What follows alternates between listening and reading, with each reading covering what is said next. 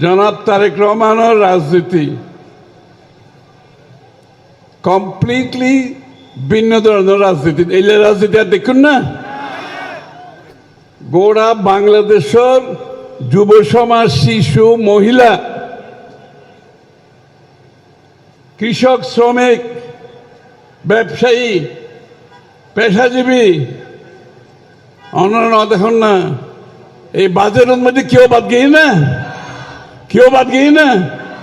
প্রত্যেকটি মানুষের সমস্যা মাননীয় প্রধানমন্ত্রীর কাছে জানা আছে, এবং প্রত্যেকটা মানুষের জীবন ধারণ জন্মোত্তর মৃত্যু পর্যন্ত রাষ্ট্রের দায়িত্ব কেন পালন করেন ফলে মাননীয় প্রধানমন্ত্রী নতুন রাজনীতি শুরু করছে।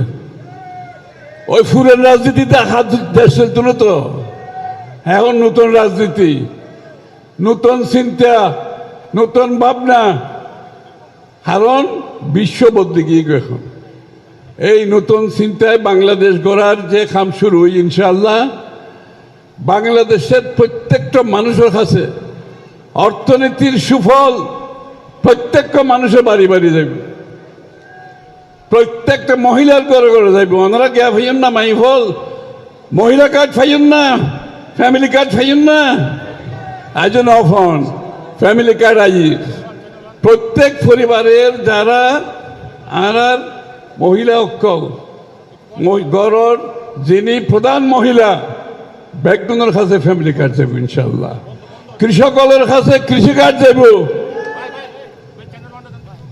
আর আলেম ওলামা মিলি আলাদা বাতা দেওয়া হই, এবং চিকিৎসা সর্বস্তরের মানুষের চিকিৎসা দেওয়া যায় বিনা পয়সায়। শরীর খারাপ না হইবার লাই যত ব্যবস্থা তার ব্যবস্থা করা যায়। শিক্ষা স্বাস্থ্যর খাতে সবচেয়ে বেশি বরাদ্দ দেওয়া গিয়ে, ঠিক আছে না, সবচেয়ে বেশি বরাদ্দ। কারণ শিক্ষা স্বাস্থ্য হইতে মানুষের মূল খরচ, শিক্ষা স্বাস্থ্য খরচ কমে গেলে গই, এবং ফ্যামিলি কার্ডের টেয়া ফাইলি, কৃষক কার্ডের টেয়া ফাইলি, মৌলই ওলামা করে টেয়া ফাইলি, আর কেউ বাকি থাকিল না। প্রত্যেকটা মানুষের কাছে উন্নয়নের ছোঁয়া, দেশের উন্নয়নের যে ভাগিদার, যে বাংলাদেশের প্রত্যেকটা মানুষ মাননীয় প্রধানমন্ত্রী চিন্তার রাজনীতির মধ্যে ই বলতে ব্যাখ্যানের উদ্ধি প্রত্যেকটা মানুষের লাই।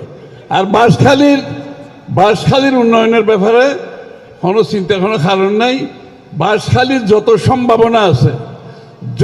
সম্ভাবনা আছে ব্যাগ কিছুটা সরকার খামত লাগাইব।